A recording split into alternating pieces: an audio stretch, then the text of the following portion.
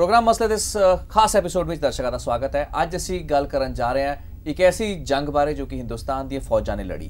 11 साल पहला हुई वो जंग जिसनूं कि कारगिल जंग के नाम तो जाना जाता है। वो जंग जिस विच कि भारतीय सेना ने लगभग 500 तो वध अपने जवान, वो होनहार जवान, वो मेहनतकश जवान खोए, जिन्हां दा लॉस है, जिन्हां दा नुकसान है, अज तक उसकी भरपाई नहीं हो पाई है। लेकिन अज जदों असीं 11 साल बाद इस जंग नूं याद करते हैं कि इसनूं वाकई एक जित समझा जा सकता है। वो जित जो कि पाकिस्तानी इंट्रूडर्स या पाकिस्तानी फोर्सेस ने जिस तरीके नाल घुसपैठ करके भारत के जवानों नूं मारिया, उन्हां दा जो खमियाजा सी कि उसकी भरपाई की जा सकती है।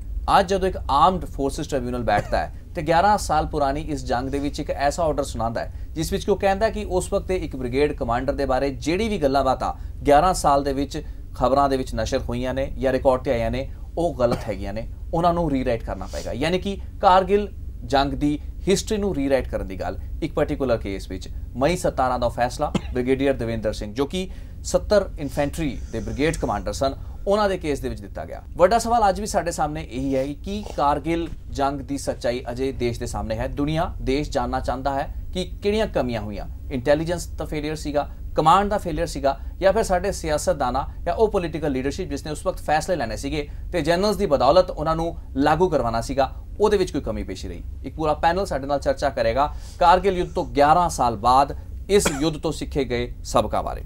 सब तो पहले इंट्रोडक्शन, मेजर मनीष भटनागर वो शख्स खुद साडे नाल मौजूद ने जो कि खमियाजा भुगत रहे ने उस बेरुखी का, उस कोताही का जो कि कित्ती तां किसी होर वल्लों गई, लेकिन इन्हां दे सिर ते ठीकरा फोड़िया गया। दूसरे खास मेहमान हैगे ने ब्रिगेडियर नवाब सिंह जी जो कि बतौर एज एन एक्सपर्ट साडे नाल हाजिर हैगे ने। कैप्टन चंदन सिंह सिद्धू साहब साडे नाल एज ए वॉर हिस्टोरीयन बैठे हैगे ने, पहला भी तुसीं इस मंच ते वेख चुके हो। तो चौथे साडे बेहद खास मेहमान विक्रमजीत सिंह जो कि सीनियर जर्नलिस्ट हैगे ने। उस वक्त इंडियन एक्सप्रैस के वल्लों कारगिल युद्ध दे विच युद्ध की प्रोसीडिंग्स नूं कवर करने लई पहले जिहड़े जर्नलिस्ट युद्ध दे विच शामिल होए उन्हां विचों सन। सब दा बहुत बहुत स्वागत है।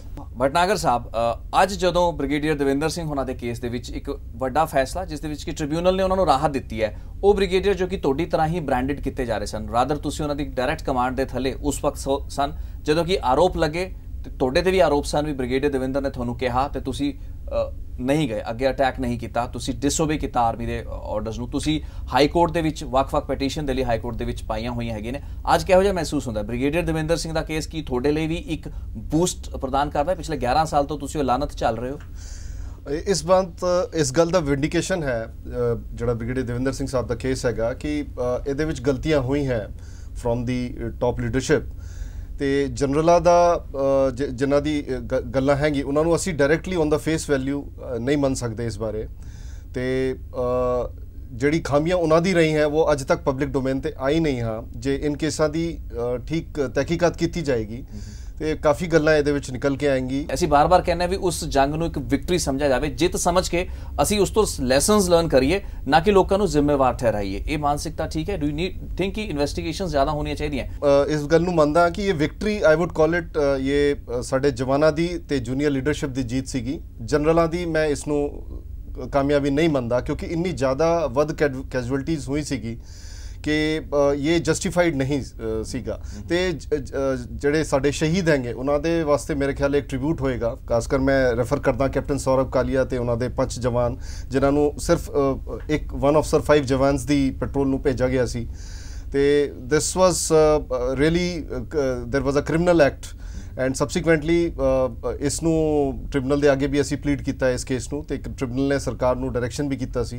तो इस तरह के कई एक केसेस हैं जिन्हां दे विच ये निकल के आ सकता है कि कैजुअलिटीज़ अवॉइडेबल सीगी ते जिहड़ा प्रैशर पाया जा रहा सी ब्रिगेडियर देवेंद्र सिंह ते होर जिहड़े अलग कमांडर्स ऑन ग्राउंड सीगे कि तुसी छेती रिजल्ट लाओ, छेती रिजल्ट लाओ। There was no need for such a hurry because दर्शकों को थोड़ा दसना चाहांगे मेजर मनीष भटनागर ने सब तो पहला जनवरी 1999 विच .5770 if I am not wrong उन्होंने उत्ते इंट्रूजन स्पॉट कीतियां सीगियां ਉਸ ਤੋਂ ਬਾਅਦ ਇਹਨਾਂ ਨੂੰ ਛੁੱਟੀ ਤੇ ਭੇਜਤਾ ਗਿਆ ਸੀਗਾ ਕਿਉਂਕਿ ਅਪੈਰੈਂਟਲੀ ਇਹਨਾਂ ਦੇ ਇੱਕ ਜਿਹੜਾ ਰਾਬਤਾ ਸੀਗਾ ਆਪਣੇ ਸੁਪੀਰੀਅਰਸ ਦੇ ਨਾਲ ਉਹ ਸਹੀ ਨਹੀਂ ਸੀਗਾ। ਉਸ ਤੋਂ ਬਾਅਦ ਇਹਨਾਂ ਨੂੰ ਭੇਜਿਆ ਗਿਆ ਪੁਆਇੰਟ 5203 ਨੂੰ ਕੈਪਚਰ ਕਰਨ ਲਈ ਜੂਨ ਦੇ ਵਿੱਚ, ਇਫ ਆਈ ਐਮ ਨਾਟ ਜੂਨ 15 ਜੂਨ ਕੋ। ਉਸ ਵਕਤ ਇਹਨਾਂ ਨੂੰ ਇਹ ਵੀ ਦੱਸਣਾ ਜ਼ਰੂਰੀ ਰਹੇਗਾ ਵੀ 3 ਦਿਨ ਇਹਨਾਂ ਨੂੰ ट्रैवल करना सीगा सियाचिन तो हाँ सियाचिन से 45 किलोमीटर से 55 किलोमीटर का डिस्टेंस ट्रुप्स डीइंडक्ट करके भेजे गए थे हमारे साथ में। और ये इन ट्रुप्स की हालत बहुत नाजुक थी। और जब ये नाजुक माने कि थके हुए थे ट्रुप्स, नहीं, they had blood clots in their toenails. And इसमें जड़े फौजी इस गल से वाफियत रखते हैं कि पहाड़ नीचे उतरना बहुत औखा काम होता है for the joints. And 18,000 feet के ऑल्टीट्यूड से 9,000 फीट के ऑल्टीट्यूड पे आना, 45 किलोमीटर्स का march with all the end 2 glacier tenure. तो वो आप उतर के आए और तुरंत ही इस बॉडी ऑफ ट्रुप्स को भेज दिया गया ये बता के कि रियर एरिया लेह में जाना है। और आगे रीडायरेक्ट करके फाइनली जब ब्रिगेडियर देविंदर सिंह के पास पहुंचे तो ब्रिगेडियर देविंदर सिंह को एक फिट और मोटिवेटेड कंपनी चाहिए थी जो एक last light to daylight attack, multi pronged attack में 0.5203 पे हिस्सा ले। तो इस बारे ब्रिगेडियर देविंदर सिंह ने मैनू प्रिलिमिनरी ब्रीफिंग की सी ते मैं उन्होंने अप्राइज किया सी कि जी कंडीशन है ट्रुप्स की वो इन्नी वधिया नहीं है, इन्ने फिट नहीं है कि वो इस ऑपरेशन नू डाउट हैगा कि मुकम्मल कर सकेंगे।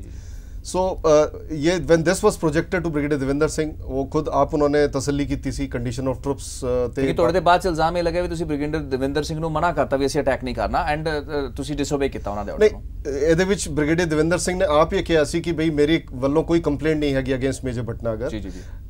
he needed fit and motivated troops for that particular attack at that point of time। ਜੇ ਉਹਨਾਂ ਨੂੰ ਜਬ ਨਹੀਂ ਮਿਲਿਆ ਸੀ ਉਹਨਾਂ ਨੇ ਇਹ ਰੇਸ ਕੀਤਾ ਸੀ ਕਿ ਮੈਨੂੰ ਫਿਟ ਟਰੂਪਸ ਦਿੱਤੇ ਜਾਏ। ਉਹਨਾਂ ਦੀ ਕੋਈ ਕੰਪਲੇਂਟ ਨਹੀਂ ਸੀਗੀ ਮੇਰੇ ਖਿਲਾਫ ਤੇ ਉਹਨਾਂ ਨੇ ਡਿਊਰਿੰਗ ਐਵੀਡੈਂਸ ਜਿਹੜੀ ਮੇਰੇ ਖਿਲਾਫ ਪ੍ਰੋਸੀਡਿੰਗ ਸੀਗੀ ਉਹਦੇ ਵਿੱਚ ਆ ਕੇ ਕਿਹਾ ਸੀ ਕਿ ਬਈ ਮੈਂ ਇਹਨਾਂ ਨੂੰ ਕੋਈ ਆਦੇਸ਼ ਨਹੀਂ ਦਿੱਤਾ ਸੀ ਉਸ ਦਿਨ ਨੂੰ ਅਟੈਕ ਵਾਸਤੇ। ਤੇ ਇਹ ਵੀ ਉਹਨਾਂ ਨੇ ਕਨਫਰਮ ਕੀਤਾ ਸੀ ਕਿ ਮੇਜਰ ਭਟਨਾਗਰ ਨੇ ਵੋਲੰਟੀਅਰ ਕੀਤਾ ਸੀ ਫਰਦਰ ਅਟੈਕ ਬਾਰੇ। ਤੇ ਤੀਜੀ ਗੱਲ ਉਹਨਾਂ ਨੇ ਇਹ ਕਹੀ ਸੀ ਕਿ ਟਰੂਪਸ ਦੀ ਕੰਡੀਸ਼ਨ ਵਾਕਈ ठीक नहीं सी, not fit for the attack at that point of time.